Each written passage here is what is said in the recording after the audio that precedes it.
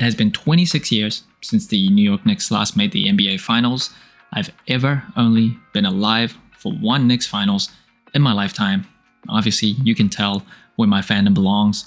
So this is a huge moment. Huge moment. They have brought us to the promised land, a few more games to go, and they will be cemented as New York City heroes forever. That's just how it goes with the Knicks. And Nike, to capture this very special moment, even though the shoe didn't release during the finals, it released during the playoffs, they are capturing the electricity of the city during the playoffs for the special Knicks team, dropping this very special colorway. Air Force 1 Low Premium New York Knicks.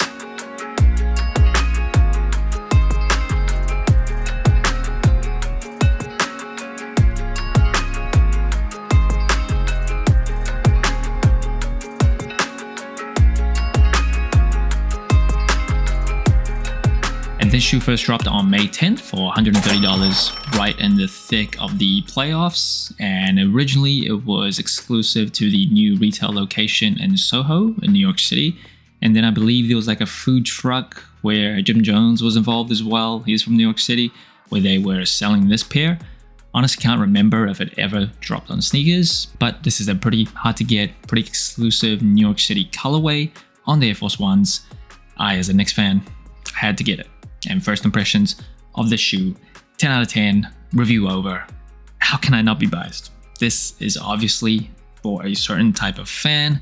If you like the Knicks, if you have suffered with the Knicks, this is for you. I try to say this as objectively as possible. I just think the Knicks colors with the orange and blue and white, removing the fandom side, I just think these are nice colors. So yeah, I really like this colorway, and the Air Force 1 overall, one of my favorite shoes ever. Timeless, classic, cannot go wrong. It will go down in history as just one of the most wearable sneakers that's ever been created. So this is perfect. And in terms of the box, you will just get this black Air Force 1 box. I kind of wish it was more New York Knicks branded, but nope.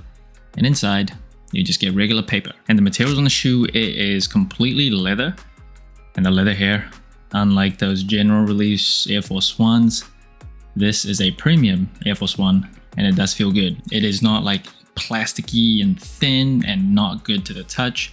This is decently thick and you can feel the texture of it. Yeah, this feels nice in hand. And moving around to the booty of the shoe, New York City branding there with the swoosh on the heel tab. And then moving up the tongue, you will see these lace debris. That is custom, that is New York City branded too. Tongue itself is leather too. And at the very top, it has more New York City branding with that NYC tag. And the shoe does come with one extra set of laces, white laces. Out of the two, I think the white gives it a slight bit of a pop. So I do like how that looks. But regardless, even the orange giving it a more monochromatic look, I think works really well as well. So call me super biased, I absolutely am. As long as it is Knicks colors, I'm all in. And in terms of the cushioning of the Air Force 1, it does come with a rubber cup sole, a very thick and durable one. Of course, that doesn't make it very comfortable, but it is durable. And it does come with nearly full-length Nike Air, and the cup sole here, very glad to say it is just white, sticking true to New York City branding. There is no random sale on the shoe. And moving to the outsole, possibly my favorite part about the shoe, it is these gum bottoms. I think it works really well with the orange and blue and white, gives it a more sophisticated look. There is something about gum bottoms where as you age, you just like these more. I am now 35, on the wrong end of my 30s, so these just work so well for me. And the concentric circles here, fun fact, Air Force 1s was originally a basketball shoe. This was made for basketball players to be able to pivot more easily, so it's made its way onto the Jordan 1s, of course, as well. Jordan 2s, Jordan 3s, Nike Dunks also had the concentric circle patterns, so definitely kind of a trailblazing design here. And in terms of the insoles, it is New York City branded as well, so custom there.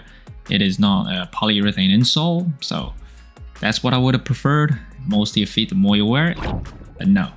But I will say, Nike does, or has, given more trash insoles than this. So it's a slight upgrade. And in terms of sizing and comfort, I am a wide and flat footer for Air Force 1s. I just stick true to size.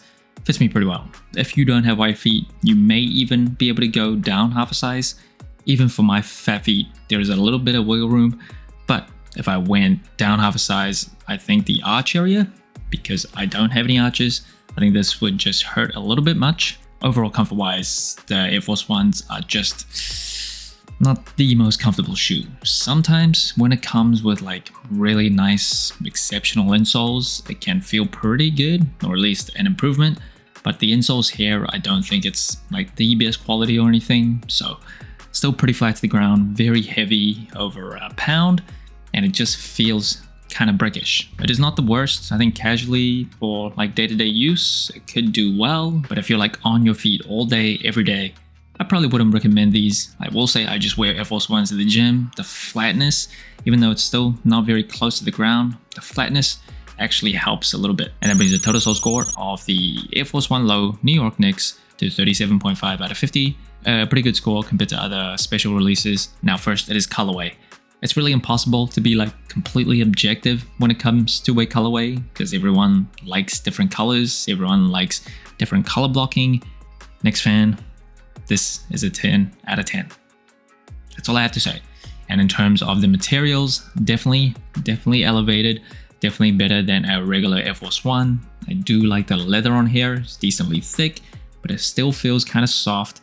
I like how you can feel the texture there, so I do like this. And in terms of the comfort, this is where the Air Force One is at a disadvantage. Just a shoe that's very, very old. 1982 was the original release year. It's very flat to the ground, heavy, chunky, thick sole with the rubber cup sole. It is definitely not the most comfortable shoe that you're gonna get. And in terms of the versatility, the Air Force Ones, like the shape, one of the most versatile sneakers that's ever been created. This is kind of exactly what you would think when you picture a silhouette of a sneaker, along with the Jordan 1 lows, I think are in that category as well. Wearability of the colorway, of course, this screams New York Knicks. So it's not the most versatile colorway like in a vacuum. I don't think this goes with everything. It is kind of loud with the all orange monochromatic upper, but obviously you get this, not so it's wearable in every setting, you get this to show your fandom. And in terms of the storytelling, I think on the shoe itself, obviously the story comes through very clearly. New York City branding in different places, tongue, the insoles, the lace de bray, the booty of the shoe. I do have to complain that the box is nothing special. The paper inside the box, nothing special. We don't get anything extra. Some like New York City accessory or hang tag or something would have been really great. And today's throwback of the day, it is only fitting if it is paying homage to the 1999 NBA Finals team. It is one member of that team. That is Latrell Sprewell, originally drafted as part of the Golden State Warriors. Of course, there was some controversy. He choked his coach, PJ Carlesimo, at the time in practice, traded to the Knicks, and was just an electric player. Super explosive in his prime, great scorer, very versatile. Him and Allen Houston were killing it on the Knicks. Unfortunately, they did lose to the Spurs in 1999. So let's see this Knicks squad take their revenge on the Spurs. He eventually moved to the Timberwolves, where he actually had a pretty good run with Kevin Garnett and Sam Cassell one year. And then he had that whole controversy again, where he complained about his salary and he was like, I got kids to feed, but I don't give a f. He is cemented as a fan favorite for the storied franchise, the best franchise of all franchises in the history of franchises. I don't care. Now, as of the time of recording, the Knicks lost Game 3 at MSG, but as a Knicks fan, we are kind of attuned or used to suffering and disappointment and failure. So just getting to the finals, I know I shouldn't think this way, but just being in the finals up 2-1 is a huge blessing. I've only ever been alive for one Knicks finals in 1999. So the fact that we're up 2-1, Game 4 at home, I'll take it. I'll take it any day of the week. So Game 4, Brunson Burner, let's get it. Mitchell Robinson, let's get it. Mikal Bridges, let's get it. Cat, let's get it. Josh Hart, let's get it. Shamit, let's get it. Jose Alvarado, let's get it. OG Sunny Lee, let's get it. Bing Bong, Nixon 6. So that's it. Thanks for watching. So inclined. Let me know what you think of the Air Force One Low New York Knicks. Like, subscribe, comment, all the good stuff. And remember, tomorrow may never come, so wear your shoes